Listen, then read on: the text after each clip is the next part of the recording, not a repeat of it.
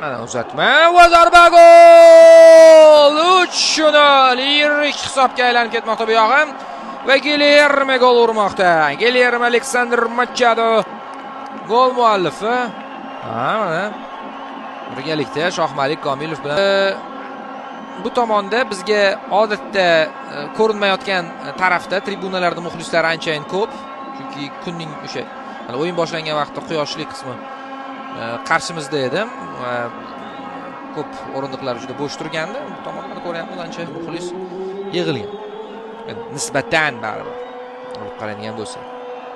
Shu ham turdagi eng yaxshi ko'rsatkichlardan biri bo'ladi baribir. Yaxshi uzatma. Aynan gol muallifi Gilerme, keyinchalik birgalikda nishonlagan Shohmalik Komilov tomonidan to'p yetkazildi.